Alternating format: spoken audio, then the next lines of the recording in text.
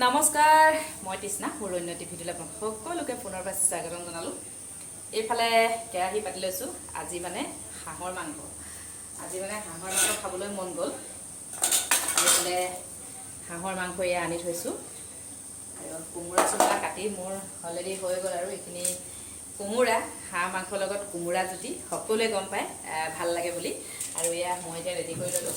এইফালে পিঁয়াজ কাটি ল'লোঁ, আদা নহৰু সকলো ৰেডি কৰি লৈছোঁ। আৰু এইটো কোমোৰাটো এইটো আছিলে বহুত ডাঙৰ কোমোৰা খাই কোনে কোনে ভাল পায়। মই কিন্তু কোমোৰা খাই ভাল পাওঁ। তাতে হাঁহৰ লগত জুতি বেলেগ, সকলোৱে গম পায় হাঁহ আৰু কোমোৰা বেলেগ টেষ্টি। আৰু মই এতিয়া বনাবলৈ ৰেডি কৰি লৈছোঁ। এইফালে কেৰাহী চেৰাহী পাতি ল'লোঁ আৰু এতিয়া বনাই থাকোঁ। হাঁহ বনোৱা ষ্টাইল সকলোৱে গম পায়, তথাপিও আজি প্ৰত্যেকটো কথা যেতিয়া শ্বেয়াৰ কৰোঁ। এইফালে মাংস বনাবলৈ লৈছোঁ, সেইখিনিও আপোনালোকৰ লগত শ্বেয়াৰ কৰিলোঁ।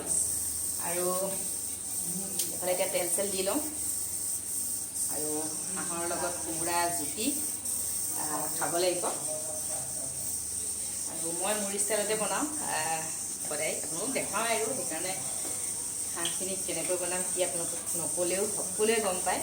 হাঁহ মাংসটো সকলোৱে খাইছে আৰু বহুতৰে হাঁহ মাংস প্ৰিয় হয়। তথাপিও হাঁহ মাংসটো বেছিকৈ খোৱা ভাল নহয় বুলি গম পাওঁ, কিন্তু গৰম বস্তু হয়।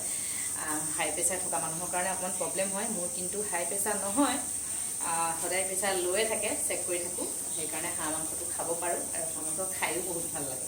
আৰু এতিয়া এয়া ৰেডি কৰি ল'লোঁ। হাঁহ মাংসত অকণমান মিঠাতেল দি লৈছোঁ আৰু এইফালে আলু চালু গোটেইখিনি মছলা ৰেডি কৰি ল'লোৱে আৰু হৈছেগৈ। আৰু মাংসটোত মানে বহুত তেল ওলাইছে।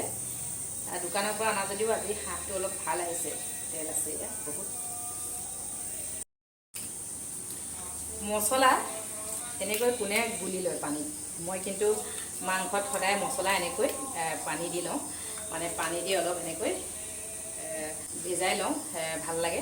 আৰু মছলাখিনি তেতিয়া তেলত একেবাৰে মিছল হৈ যায়। সেইকাৰণে মই মছলা এনেকৈ পানী দি লওঁ।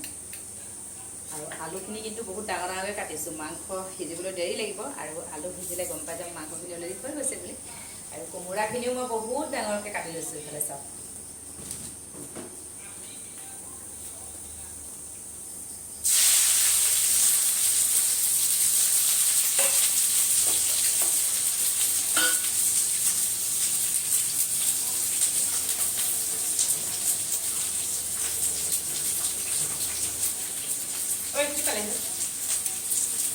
ৰজি কি কৰিছা?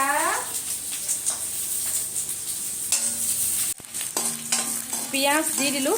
এইফালে কেৰাহীখন আজি বহুত ডাঙৰ এখন, কোমোৰাটো অলপ বেছিকৈ দিছোঁ।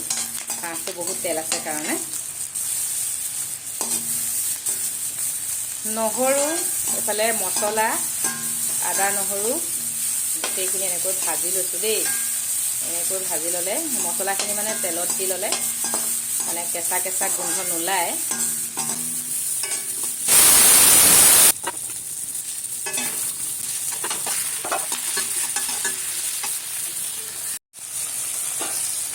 এইফালে হাঁহটো ইমান তেল লাগে চাওক।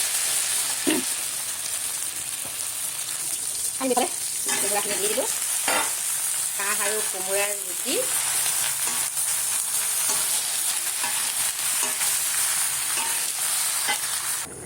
মাংস হৈ গ'ল আৰু দেই। ইফালে ঢাকনখন কৰোঁ বা ইফালে হাঁহ মাংস হৈ গ'ল, খাব লাগে।